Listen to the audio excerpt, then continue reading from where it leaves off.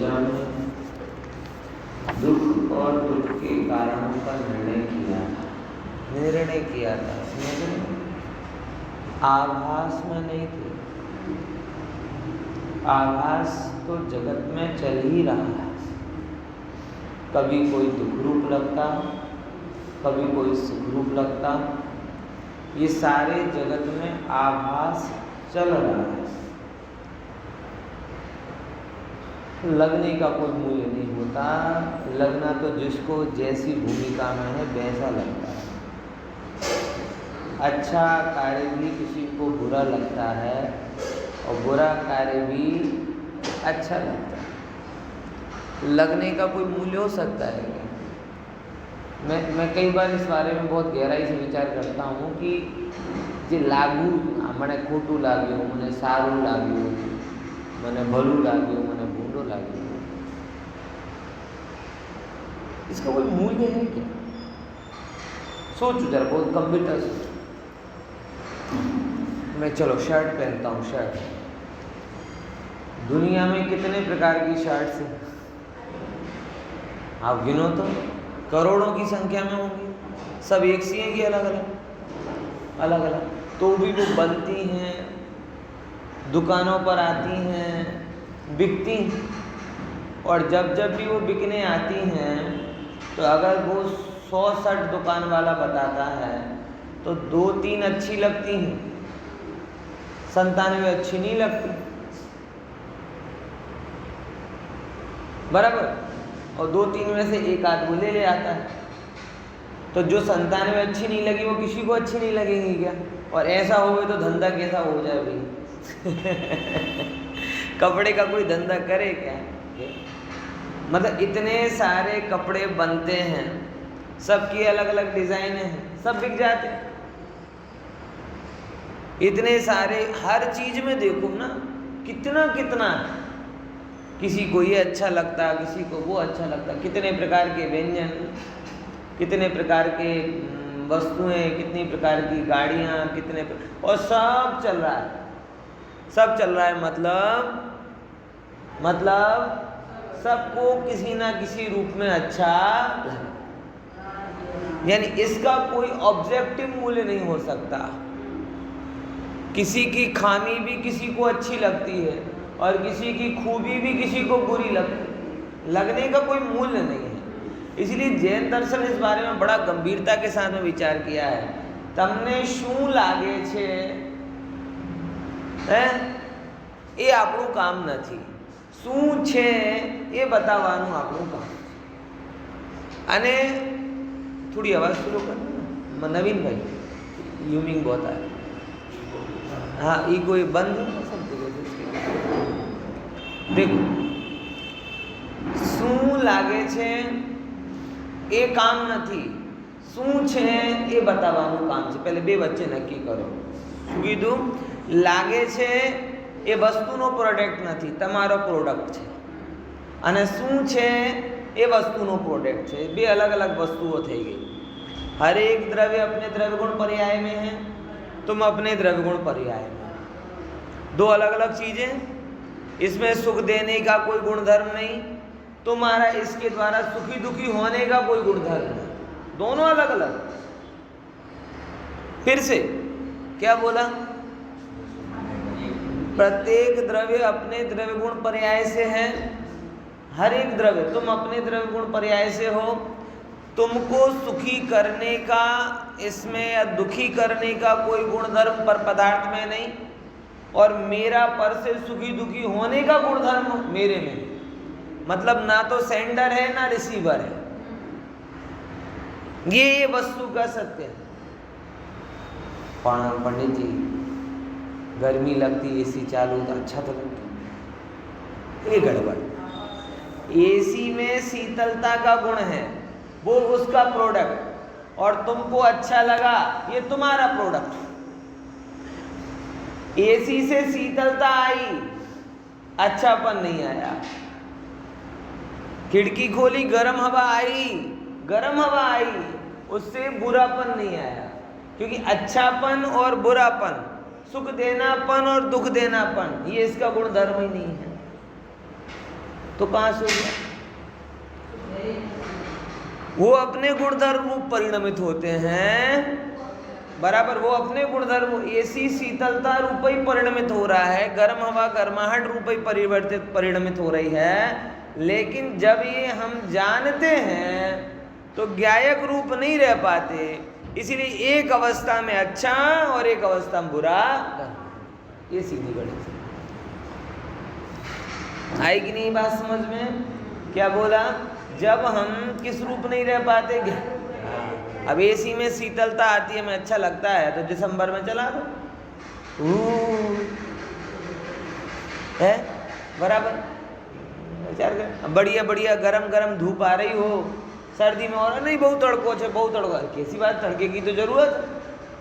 तो तड़का गर्मी में अच्छा क्यों हो गया, सर्दी में अच्छा क्यों हो गया, और शीतलता सर्दी में बुरी क्यों हो गई? वो तो कंफ्यूज ही रहती है कि मैं तो अपने गुणधर्मों में परिणमित होती हूँ। ये तुम जो आरोप करते हो अनुचित। अब इसीलिए यहाँ पे हमको, अगर मैं जो आपको एक बेस लाइन दे रहा हूँ उसको गंभीरता से समझिएगा। प्रत्येक पदार्थ अपने अपने रूप परिणमित होता है। पुद्गल पुद्गल के रूप में परिणमित हो रहा, जीव जीव के रूप में परिणमित हो रहा, सुख दुख के रूप में कोई परिणमित नहीं। इसमें दो चीजें होती हैं, एक उसके गुणधर्म और एक तुम्हारा प्रोडक्शन। प्रत्येक द्रव्य गुण पर्याय अपने गुणधर्म परिणमित होता है, मैं अपने गुणधर्म रूप परिणमित होता हूं। इन दोनों के बीच में मोह के कारण, किसके कारण? मोह के कारण हम अपने में ज्ञान के अलावा एक वायरस पैदा करते हैं, और उस वायरस का नाम मोह राग द्वेष। जैसे उसकी प्रॉपर्टी, लड्डू की प्रॉपर्टी मिठास है, नींबू की प्रॉपर्टी खटास है, शक्कर की प्रॉपर्टी अलग है, गर्मी अग्नि की, सब अपने अपने गुणधर्म में है। ऐसे मेरी प्रॉपर्टी क्या है? ज्ञान, ठीक है ना? वो उसकी प्रॉपर्टी रूप परिणमित हो रहा, मैं मेरी प्रॉपर्टी रूप परिणमित हो रहा। अब बात क्या हुई कि उसकी प्रॉपर्टी रूप जब वो परिणमित होता है तब मैं मात्र मेरी प्रॉपर्टी रूप परिणमित नहीं हो पाया। जैसे जगत में होता ना, किसी ने अपनी प्रॉपर्टी बढ़ा दी तो हमें अपनी प्रॉपर्टी कम लगने लगती। कम हो गई क्या? कम नहीं हुई, लेकिन हमें लगता है कि नहीं, उसके हिसाब से हम कम हो गए, इसीलिए वो चीज़ हमें दुख देने लगती। बताओ पहले ना, मतलब ये गजब है, समझ में आया? आपके मित्र हो, मित्र बराबर, ऐसे में मित्रों के बीच में एक चर्चा चल रही थी, सब ऐसे बताया, और एक मित्र ऐसी बातों बातों में ऐसी बात कह गया कि भाई तुम लोगों की जितनी सैलरी आती ना उतना तो मेरा इंक्रीमेंट होता। अब सबको लगना अरे हम नथिंग और वो सब। एक क्षण में हीनता आ गई। क्यों?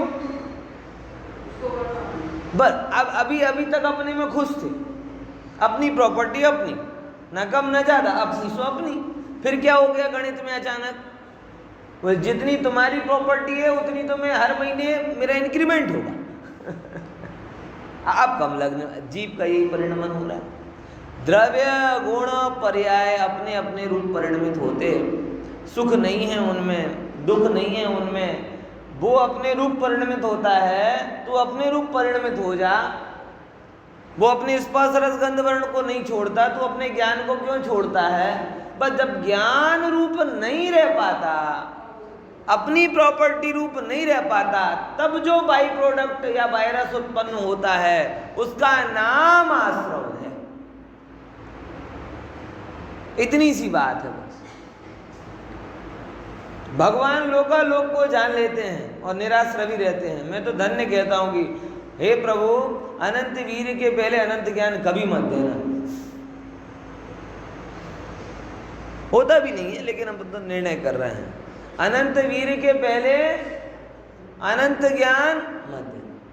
कई लोग कहते हैं बुरा ना मानो, तो एक बात कहूं तो मैं बहुत मना कर देता हूं। मैंने अगर तुम्हें लगता है कि इससे मुझे बुरा लगेगा तो मत कहो ना। खाली गोटा मेरे, अगर आपको मेरे बल पे संशय है, ऐसा लगता है और बहुत जरूरी नहीं है, जरूरी हो तो सब ठीक है, तो फिर क्या मतलब है, जानकर क्यों राग द्वेष में परिणत? जवाब दो। इसीलिए मैं कई बार पढ़ा कि धन्य है प्रभु और वस्तु की व्यवस्था भी कि पहले वीतरागी हो जाते हैं तब जाके अनंत ज्ञानी होते हैं, क्योंकि वीतरागी हुए बिना ज्ञानी हो गए तो अनंत सुख की बजाय अनंत दुख हो जाएगा। क्या बोला? वीतरागी हुए बिना अनंत ज्ञानी हो गए तो अनंत सुख की बजाय, जैसे आजकल हो रहा है, आजकल अपन ऐसा नहीं अनंत ज्ञानी हो गए, लेकिन ज्ञान बढ़ा तो बहुत, सोर्स ऑफ नॉलेज बहुत बढ़ गया। YouTube, Facebook, news channel, newspaper, ये सब आपको लगातार ज्ञान पिरोसते जा रहा है, पिरोसते जा रहा है, पिरोसते जा रहा है, और आप उसकी टेंशन में ही रह रहे हैं। पहले तो रोटी कपड़ा मकान की चिंता थी, अब साथ में हिंदू मुसलमान की भी चिंता हो गई, ज्ञान वापी की भी चिंता हो गई, यूक्रेन की भी चिंता हो गई, पूरी दुनिया की चिंता हो गई। बोलो, पहले के व्यक्ति सिंपल अपना जीवन जीते थे, उठते थे, काम करते थे, जाते थे, आते थे, बहुत ज़्यादा मतलब ज़्यादा चिंताएं नहीं। अच्छा, और अभी भी बोले अच्छा रहना, जान के क्या कर रहे हो मुझे बताओ, कोई समाधान का कोई सोर्स है आपके पास? जान के दुखी हो रहे हो।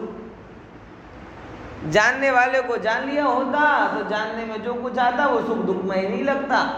वीतरागता बढ़ाई होती और ज्ञान बढ़ाया होता तो सुखी दुखी नहीं होते। पॉइंट समझ में आया? वीतरागता बढ़ाए बिना ज्ञान बढ़ाओगे तो सुखी दुखी हो जाओ। देखो एक बात बताऊं, पहले के समय की शिक्षा और आज की शिक्षा में बड़ा अंतर होता है। नालंदा का एग्जाम्पल देता हूं मैं आपको। आजकल पढ़ ले उसके बाद कैरेक्टर सर्टिफिकेट दिया जाता है, और वो एक बहुत औपचारिकता हो गई, कोई उसको फेल नहीं किया जाता किसी को। नॉलेज के आधार पे एडमिशन मिलता है, इसके अलावा और कुछ नहीं है ना। कोई भी टेस्ट हो उसमें कोई कैरेक्टर का टेस्ट होता है क्या? JEE, NEET जो भी होता है, किसी में होता है क्या? IIM, कैट, मैट, कोई जगह पे कोई टेस्ट नहीं होता, और ये बहुत औपचारिक कर दिया हमने, कोई जरूरत नहीं है। नालंदा तक्षशिला में एक परंपरा थी, बोले कोई बिल्कुल ज्ञानी ना हो तो भी चलेगा, लेकिन दरवाजे के बाहर इंटरव्यू होता था। यूनिवर्सिटी के गेट, जो इतिहास मैंने नालंदा का पढ़ा है उसके हिसाब से बता, बड़ी जोरदार यूनिवर्सिटी थी, नो डाउट। ठीक है, मैं अभी उसके विस्तार पे नहीं जाता, लेकिन ये समझो उस समय उन्होंने 10,000 टीचर रखे थे। 10,000 टीचर, 30-40 हज़ार विद्यार्थी थे और 10,000 टीचर थे। आज की यूनिवर्सिटी क्या, आज का कोई भी स्कूल इस रेशियो को मेंटेन नहीं कर पा रहा। एक टीचर के हिस्से में 3-4 स्टूडेंट मात्र, जिससे क्या कर सके वो पूरी तरीके से उन्हें ज्ञान, पर्सनल अटेंशन दे सके। आज कोई यूनिवर्सिटी मेंटेन नहीं कर पा रही इस रेशियो को। 100 एक माथे पे चढ़ा दिए तो क्या होगा? कुछ नहीं होता, देख नहीं पाएगा, पर्सनल कुछ भी नहीं होता उसमें। ऐसा पहले वो एक अलग पद्धति, बहुत अद्भुत इतिहास है उसका, मैं भी बहुत ज़्यादा नहीं बताना चाह रहा आपको, लेकिन उसके गेट पर ही ये बात लिखी होती थी, यहाँ पर इंटरव्यू नॉलेज का होता है। वो नॉलेज बाद में जाए, वो तो हम तुम्हें दे देंगे। गुरुओं पे उनको इतना भरोसा था कि अज्ञानी भी आएगा तो सीख जाएगा। ज्ञान सिखाया जा सकता है, चारित्र नहीं सिखाया जा सकता। इसलिए दरवाजे पर सबसे पहले व्यक्तित्व का परीक्षण होता था। 4 दरवाजे थे बड़े बड़े, और चारों के बाहर जोरदार विद्वान जो आपके व्यक्तित्व को परख सकें, संभावनाओं को समझ सकें, ऐसे व्यक्ति रहते। और फिर उसके बाद बहुत होशियार हो लेकिन लगे कि चारित्रिक रूप से हीन है, बोले नहीं, तुम्हें एडमिशन नहीं देगा। क्यों? क्योंकि ऐसे ज्ञानी खतरनाक है समाज के लिए जो नीतिवान ना हो। और ये हो रहा है। पूजा सिंघल IAS बनी, होशियार होगी तभी बनी, और अभी रेड पड़ी तो कितनी प्रॉपर्टी निकली है, कितनी? बाप रे। और मैंने देखा दिल्ली में जब मैं रहता था, सबका यही विजन ज़्यादातर लोगों का रहता, एक बार बन जाए बस, फिर तो पैसा पैसा पैसा। क्या करोगे? चटनी बना के खाओगे, अचार बना, क्या करोगे? मुझे समझ में नहीं। ऐसे जब ज्ञान होशियार, लेकिन ऐसे व्यक्तियों को ज्ञान मिल जाता, ये होता 16,000 करोड़ की प्रॉपर्टी, बताओ। पता नहीं इतने तो मिले, और कितने क्या क्या बहुत सारे कुछ उसके हैं, कोई बात। चलो उसमें मेरे कहने का मतलब समझे ना, इसीलिए बोले नहीं तुम अधिकारी नहीं। मैं आपको इसीलिए बता रहा हूं कि वीतरागता ज्ञान की शर्त है। आप अंदर में विरक्त होते जाओ, ज्ञान आपके अंदर में प्रविष्ट होता जाएगा। और दूसरी बात, वीतरागता पूर्वक लिया हुआ ज्ञान ही सुख देकर जाएगा। ज्ञान के साथ साथ वितरागता नहीं आ रही तो सुख नहीं देकर जाएगा, वो जानकारी आपको दुखी करते हुए जाएंगी, जैसे आज हो रहा है। दुनिया भर का ज्ञान सबके पास में है, लेकिन हर एक व्यक्ति दुखी हो रहा है। समझ में आया? शरीर के रोग उसको बता रहे हैं, मानसिक आकुलता उसको बता रही है, सब चीजें बता रही हैं कि देखो भाई तुम्हारा ज्ञान तुम्हें सुख नहीं दे रहा, तुम्हारा ज्ञान तुम्हें सुख नहीं दे रहा। आई कि नहीं बात समझ में? हाँ, इसलिए भगवान हमारा ज्ञान उतना ही, अपन के ना लौकिक, उतना ही व्यक्त हो जितना वितरागता के साथ एडजस्ट हो सके। अगर बढ़ता हुआ ज्ञान रागादि को बढ़ाने का कारण बने तो हो ये तो दुखदाई हो गया। प्रार्थना करना मैं बहुत जानूं, ये भाव नहीं है, जानकर जानता रहूं ये भाव है। क्या बोला? प्रभु मेरी और कोई इच्छा नहीं, बहुत ज्ञानी बन जाओ, नहीं है मेरी इच्छा।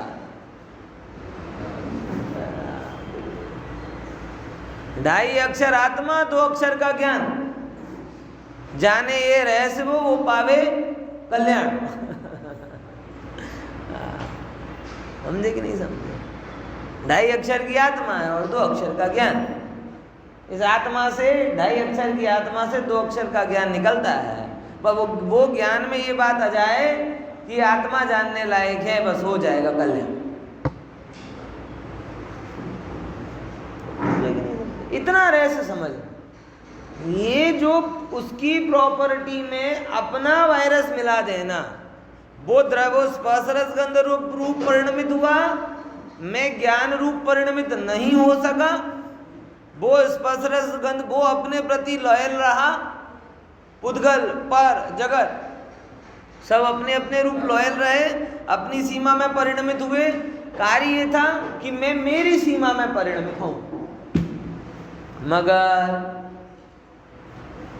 मुझे तो अपनी सीमा पता ही नहीं चली ना। ज्ञान का क्षेत्र मुझे कहाँ अच्छा लगा, ज्ञान का वृंदावन मुझे वीराना लगता है, और राग का मरुस्थल मुझे आनंददायक लगता है। क्या कहें, इस जीव की परिणति धिक्कार।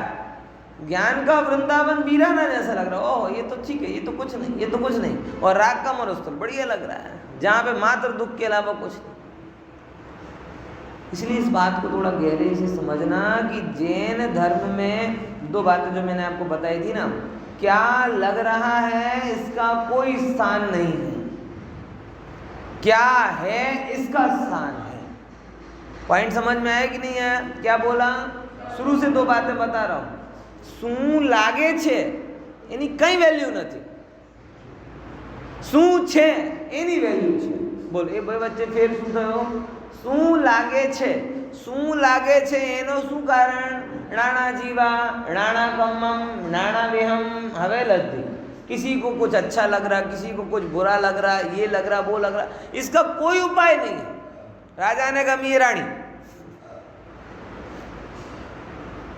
समझे कि नहीं समझे?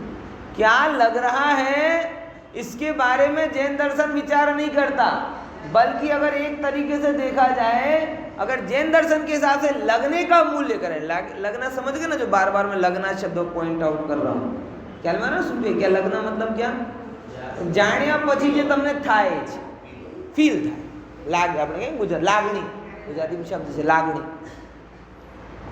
कोई पण जात, सारी कोटी ना, जैन दर्शन में इसकी कोई वैल्यू नहीं। आपको लगे अरे बाप रे ऐसा पत्थर, पत्थर नहीं है, वस्तु का स्वरूप है समाज। શું લાગે છે, શું લાગે છે, આ ના એની પ્રોપર્ટી છે ના તારી પ્રોપર્ટી છે, એનો વિકાર નથી પણ તારો વિકાર છે, એમ શું કીધું, ફરીથી આ બચ્ચા શું લાગે છે, કોઈને ગળ્યું જોઈને સારું લાગે, કોઈને ખાટું જોઈને સારું લાગે, કોઈને તીખું જોઈને સારું લાગે, એ લાગે એટલે શું, पुद्गल की प्रॉपर्टी नहीं। पुद्गल बोलेगा मेरे में तो गड़ास है, तिखास है, खटास है, बराबर। अब एक सिंपल सी बात मैं आपको बताऊं, बहुत सिंपल से आपको ख्याल में आएगा, इससे क्लियर हो जाएगा। मतलब क्या मूल है, एक बच्चे की माँ, मतलब कि त्रिलोक सुंदरी हो ऐसे समझ लो, 3 लोक में जिसके सौंदर्य की चर्चा चलते हो, उस बालक के लिए माँ कैसी लग रही, बाकी सारे अपने अपने योग्यता रूप परिणमित हो रहे हैं, जिसको जो हो रहा हो, विकार हो रहा हो, बराबर। लेकिन बालक को कैसा लग रहा, उसके पिता को कैसा लग रहा, उसकी माता को कैसा लग रहा, उसके भाई को कैसा लग रहा, उसके मित्रों को कैसा लग रहा, मतलब सबका लगना अलग अलग है ना, सही बात है, अलग अलग ही होगा वो अपने रूप में। और भगवान को कैसा लग रहा, कुछ लगता ही नहीं, क्योंकि उनके अंदर कोई विकार नहीं। जिसका शुभ रूप विकार है उसको शुभ रूप लग रहा, जिसका अशुभ रूप विकार है उसको अशुभ रूप लग रहा, जिसका काम रूप विकार है उसको काम रूप लग रहा, जिसका वात्सल्य रूप विकार है उसको वात्सल्य रूप लग रहा, मतलब जो जैसा है उसको वैसा लग रहा। जैन धर्म कहता है देखो तो अलग अलग चीजें हैं, उसका शरीर अपने परमाणु रूप परिणमित हुआ और उसको देखकर तुमको अपनी अपनी भूमिका अनुसार, अपने अपने मोह के अनुसार अलग अलग लागणी उत्पन्न हुई। वो उसने की क्या, अगर उसने की होती तो सबको एक सी होती।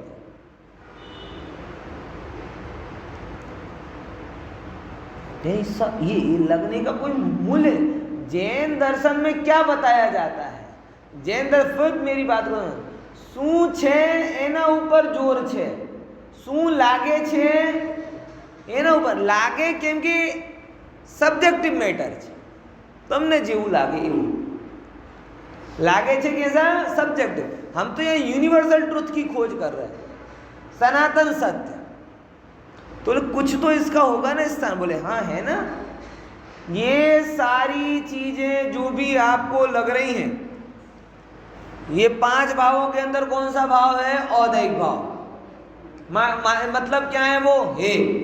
7 तत्व के अंदर कौन सा तत्व है, आश्रव तत्व, मतलब क्या है बराबर। 3 प्रकार की आत्मा में से किस प्रकार की आत्मा को हो रहा है, बोले बहिरात्मा का, मतलब क्या है वो है।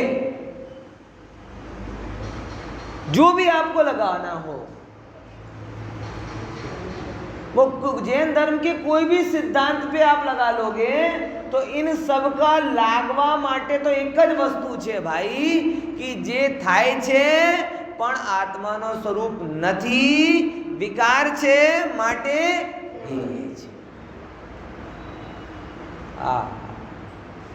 जैन धर्म कहता है लागणियों के हिसाब से नहीं चलना।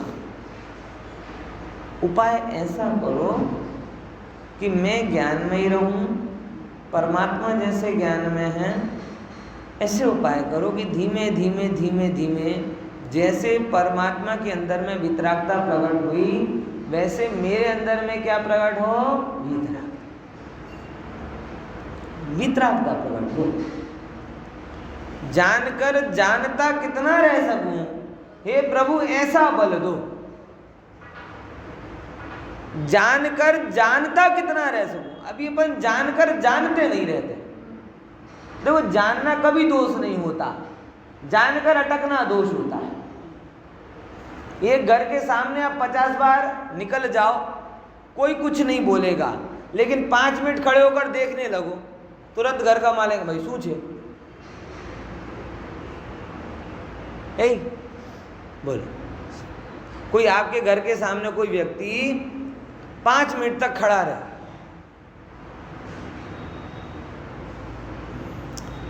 जानने आने जाने के रूप में 50 बार आए जाए, 50 बार आए, कोई उसके ऊपर कुछ नहीं बोलेगा, उंगली भी नहीं उठाएगा, और अगर 5 मिनट खड़ा हो जाए, क्या क्या देखे, तुरंत घर वाले लड़ने के लिए आ जाएंगे और सब हाँ में हाँ मिलाएंगे।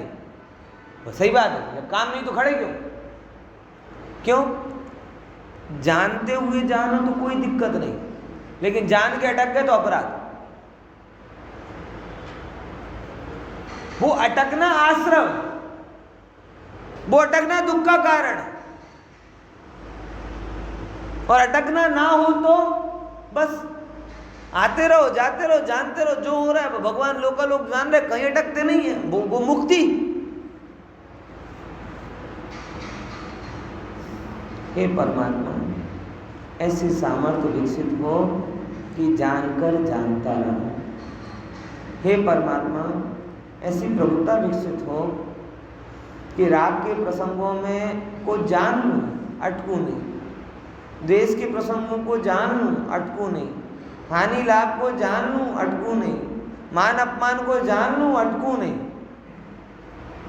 अटकना बंधन है, अटकना आश्रव है, जानना स्वभाव।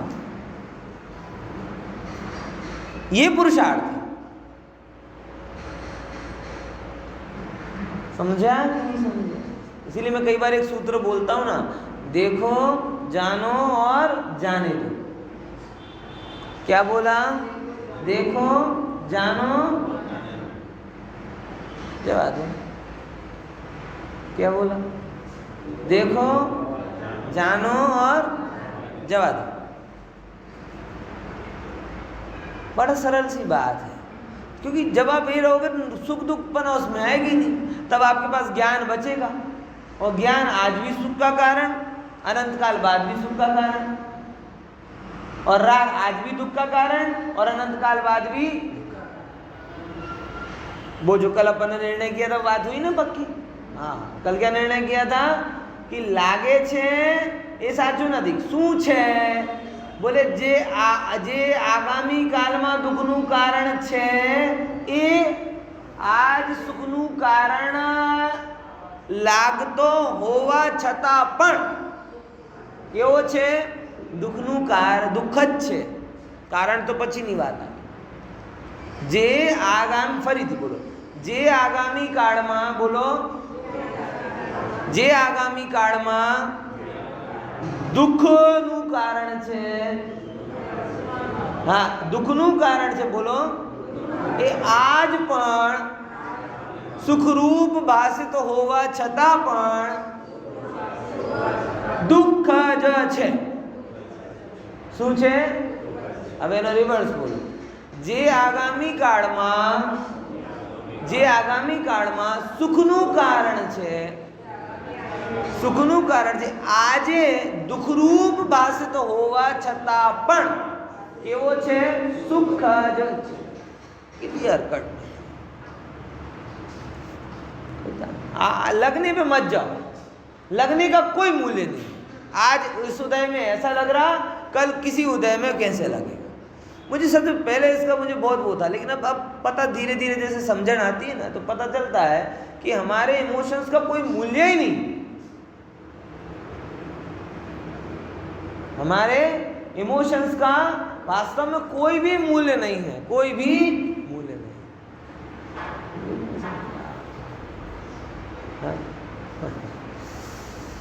कितनी जल्दी, कितनी अज्ञानता में अपने बन जाते हैं। हाँ, बराबर। जैसे अपन किसी के घर पे गए भोजन करने के लिए, उसने दाल रोटी सब्जी बनाई और दे दी कि भाई આવું હોય છે, बताओ, હું એમના ઘરે જમવા આવ્યો અને એ ઓલી દાલ રોટી સબ્જી, આવું થોડી ચાલે। अगले क्षण किसी पता कि बेचारे के घर में इतना ही अन्न था और उसने अपना भोजन आपको दे दिया। अब देखो, पहले क्या भाव था और अब क्या भाव हो गया, अरे मतलब क्या अपना इमोशंस, कितनी अज्ञानता। समझ, पहले दाल रोटी सब्जी थी, मन में खेद हो गया, अरे रे बताओ भोजन के लिए और अकेली दाल रोटी सब्जी, तुरंत एकदम ऐसा उपेक्षा कर दी, अपमान कर दिया, ऐसा कर दिया, वैसा कर दिया। और वही पता चला कि अरे उसके घर में मात्र इतना ही भोजन था और उसने अपने लिए कुछ नहीं बचा के रखा और पूरा आपको दे दिया। अब देखो, ओहो कितना इमोशंस बदल गए। विचार करके देखो, एक व्यक्ति रेस में फर्स्ट आया, दूसरा व्यक्ति सेकंड आया। आप पर पहले नंबर फर्स्ट को महान मान लोगे, सेकंड को हीन मान लोगे।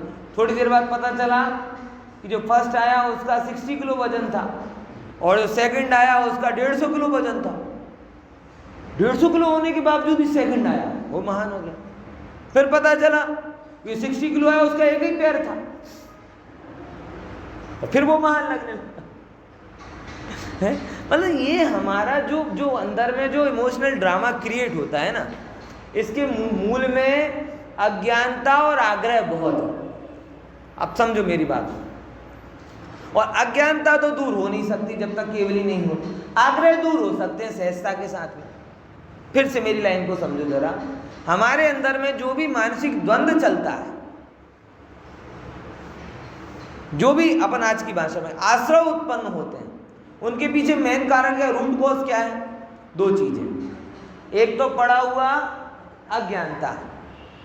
अज्ञानता के करने से ये 2-3 दृष्टांत मैंने बताए, इससे आपको अज्ञानता समझ में आएगी कि हमें क्यों दुराग्रह होगा उनके प्रति है, क्योंकि हम जानते नहीं परिस्थिति क्या है, इसीलिए अपने अंदर में सब सामान लगा लेते हैं। अज्ञानता से दुख उत्पन्न हुआ, फिर जान भी लिया तो अंदर में पड़ा हुआ होता है आग्रह, आऊ हो जो ये आग्रह क्या है। जब आप कर्ता बनकर सोचते हो किसी चीज में, तब आपके सामने हमेशा जो ये वाला ऑप्शन होता है, अब वो मुझे, अब वो मुझे, अब वो मुझे। और जब आप ज्ञाता बनकर सोचते हो तो आपके अंदर में कोई दुराग्रह होते नहीं। શું બોલે જે હોય છે બરાબર જ હોય છે। तो अज्ञानता तो केवल ज्ञान के पहले मिटने वाली नहीं है, वो तो रहने ही वाली है। इसीलिए तो अपने यहाँ कहा जाता है कि भाई तुम दुनिया जानने में अपनी एनर्जी वेस्ट मत करो, अपने को जानो। अपने को जान लिया तो दुनिया जान ली। एक हम जाने ही सब हम जाने, जो एक को जानता है वो सबको जान लेता। अपने को जानने में ऊर्जा लगाओ, बराबर। तो अज्ञानता अभी दूर नहीं हो पाएगी, लेकिन आग्रह दूर। इसीलिए समय सार है ना, आग्रह को अपन पक्ष कहते हैं, और इसीलिए समय सार ने हमको सिखाया हाउ टू बी पक्षातिक्रांत। पक्षातिक्रांत कैसे हुआ जा सकता है। ये पूरा कर्ता कर्म अधिकार जब आपका पूरा होगा और अंतिम गाथा है, तब कौन सी गाथा आएंगी उसकी? पक्षातिक्रांत।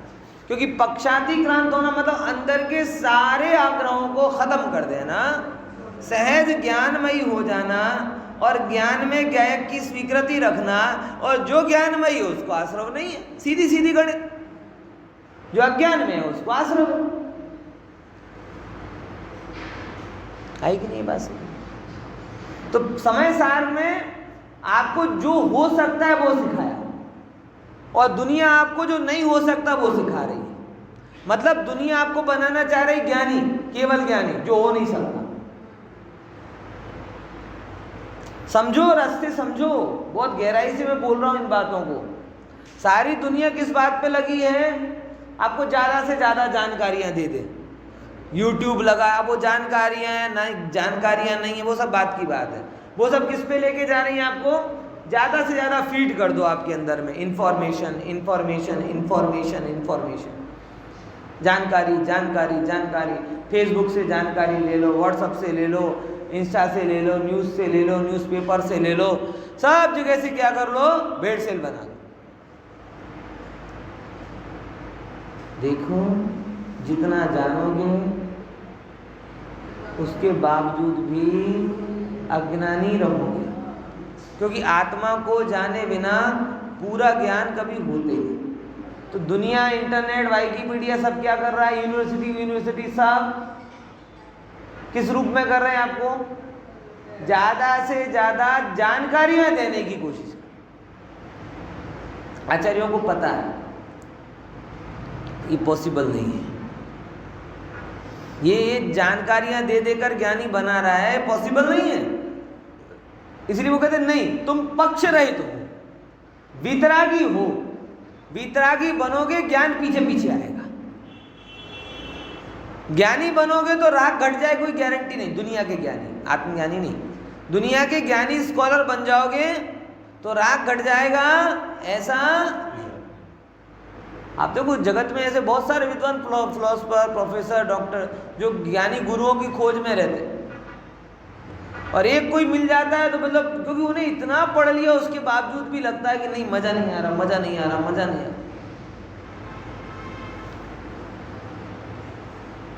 आपको पता है सिगमंड फ्राइड था और माइकल जुंग, दो लोग, दोनों लोगों की जोड़ी थी।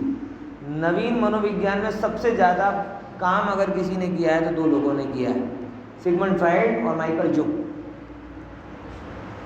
दो लोगों ने, बहुत बड़े स्कॉलर, सैकड़ों किताबें पढ़ी, सैकड़ों किताबें लिखी। माइकल जुंग को एक बार रमण महर्षि मिल गए थे, जो अपने आप बहुत प्रसिद्ध हैं, और बहुत उन्होंने एक सूत्र दिया था, हुए हमारी, जो अपने जैन धर्म का मेन, मैं हूँ कौन छू। उनको इतना मिला, वो फ्राइड के अगेंस्ट हो गए, इतना सा मात्र जाना फ्राइड के कि तू इसको मान ले या मेरे को मान ले। मैंने कहा नहीं, तो मैं नहीं मानूंगा इसको, जबकि वो चेले थे फ्राइड के। और रमण महर्षि ठेठ देहाती आदमी,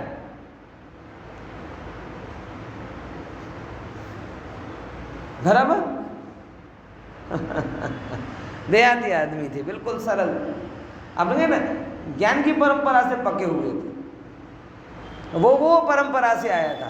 तो जो भी कभी किसी ज्ञानी के सानिध्य में आता है, गुरुदेव के सामने देख लो ना, ये सब जानकारियां वाले जितने भी पंडित आते थे, और चार चौपड़ी वाले का तीर्थ स्वीकार कर लेते थे।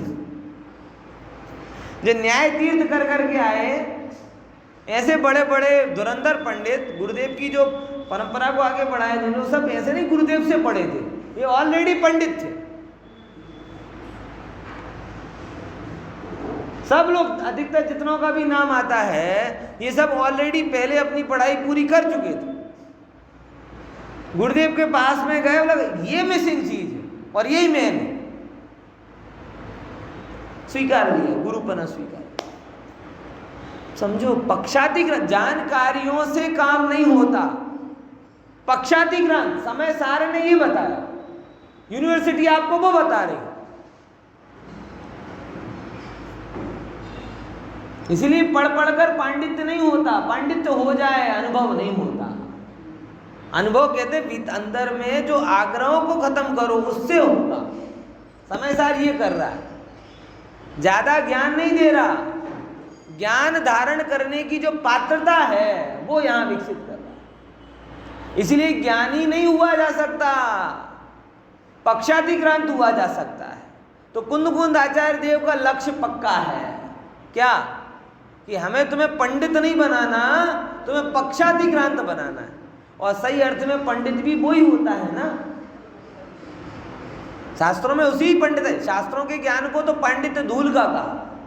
ओहो हो, जो ज्ञान आत्मा को देख ले वो पंडित, बाकी और खंडित।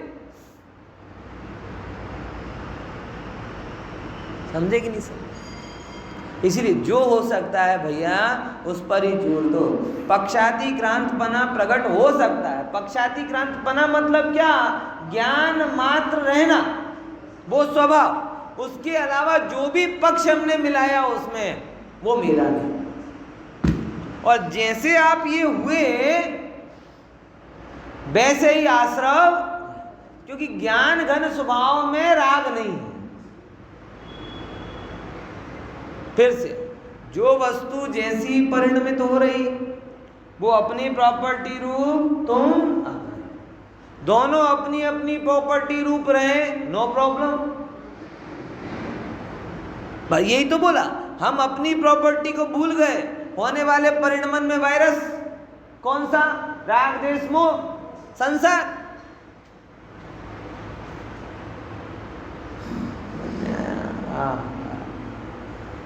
इसलिए लगने का मूल्य नहीं है, होने का मूल्य है। लगना सबको अलग अलग होता है और वो सब लगना है। जे जे लागे छे એ બધું ઠપ્પો છે, અને ઠપ્પો છે એટલે સ્વભાવ નથી, અને સ્વભાવ નથી એટલે આત્માને કલંકિત કરનારો છે। सारा जगत लागणी पर जोर दे रहा है। जिनवाणी की थी लागणी का कोई जोर ही नहीं है, वो तो अज्ञानता और आग्रह से उत्पन्न हुई। जब आपको पूरा ज्ञान हो जाएगा, पूरी तरीके से आपके आग्रह खत्म हो जाएंगे, तो आपको आप वो सब चीजें लगना बंद हो जाएंगी। अच्छा नहीं लगेगा, बुरा नहीं लगेगा, समभाव।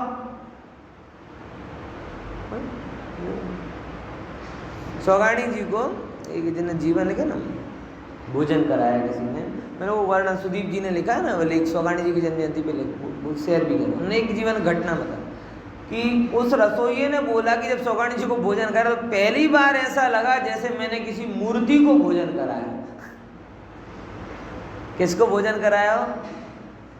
मूर्ति को भोजन कर। मूर्ति को भोजन कराया मतलब क्या है? क्या मूर्ति को अपन लोग यहाँ तो भोग लगाने की परंपरा नहीं है, लेकिन वैष्णवों में तो है ना, मूर्ति को ठाकुर जी खाओ, ठाकुर जी ऐसे बैठे। मतलब ऐसा नहीं कि कहने का मतलब ये है कि जैसे मूर्ति के सामने 56 भोग लगाओ, चाहे सूखा रूखा रखो, सहजता। ऐसे जब उस रसोइये ने उनको भोजन कराया तो कहते मुझे पहली बार ऐसा लगा कि जैसे मैंने किसी मनुष्य को नहीं, मूर्ति को भोजन कराया।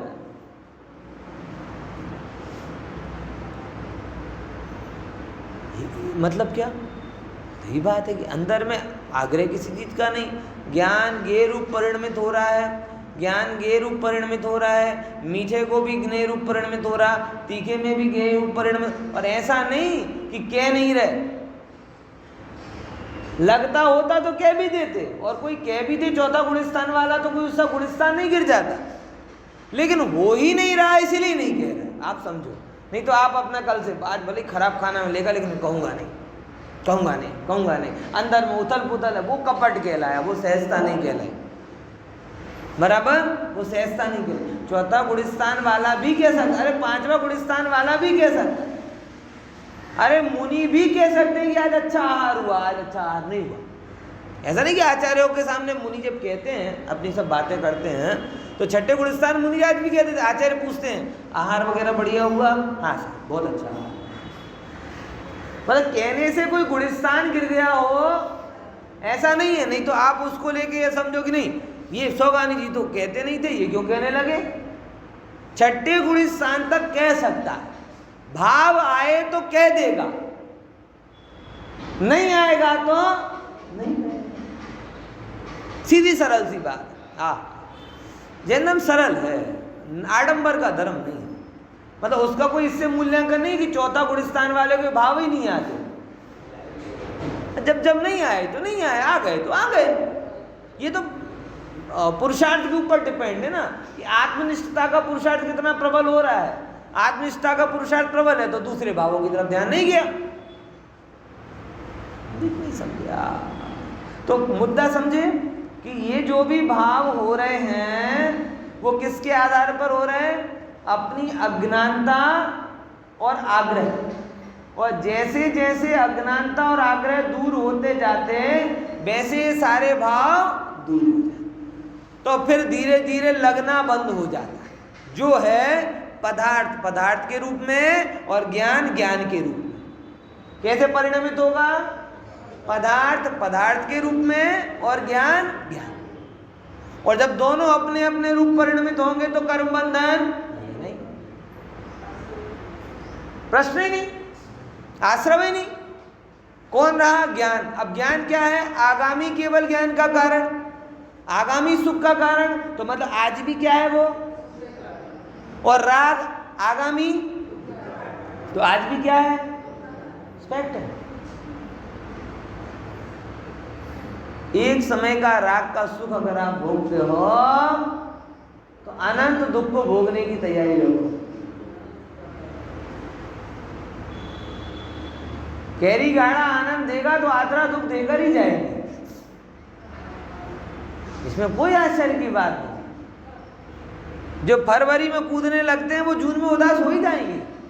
जून में मई होती ना, नहीं जून नहीं हो गया, मई तो चालू हो गई है। अरे आगे केरिया केरिया, अब वो जून आद्रा होगा उनका, ठंडा पड़ेंगे। राग हुआ तो दुखी हो गए हो गए।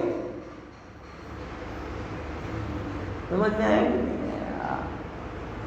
इसलिए प्रभु एक एक लागणी अनेक अनेक दुख को देती, एक एक आश्रय भाव दुखों की परंपरा को चलाता है।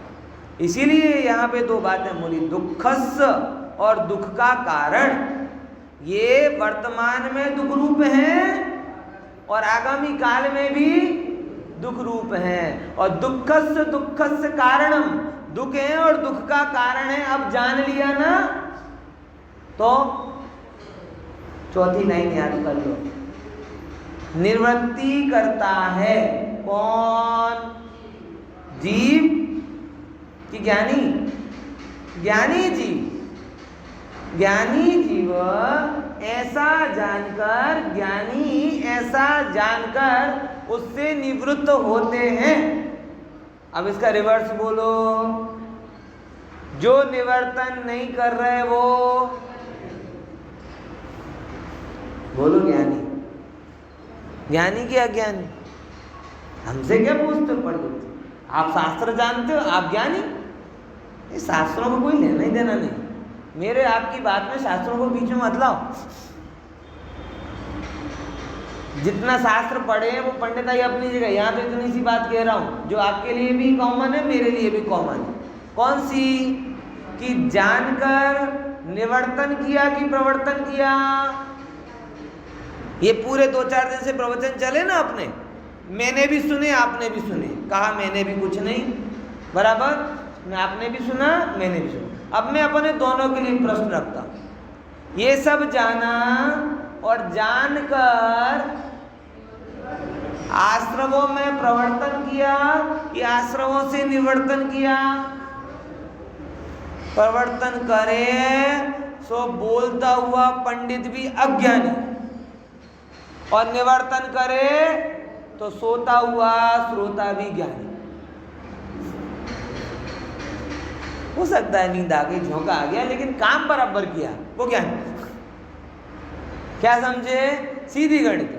निवर्तन नहीं किया तो बोलता हुआ पंडित भी अज्ञानी, और निवर्तन कर लिया तो ये करने की नहीं बोल रहा हूँ। निवर्तन करने के लिए सोने की जरूरत नहीं, जागने की जरूरत है। लेकिन कदाच प्रमोद भाई की कदाच आ भी जाए, कहीं वांधो नहीं। सोता हुआ श्रावक भी, इसीलिए चिंता छोड़ दो।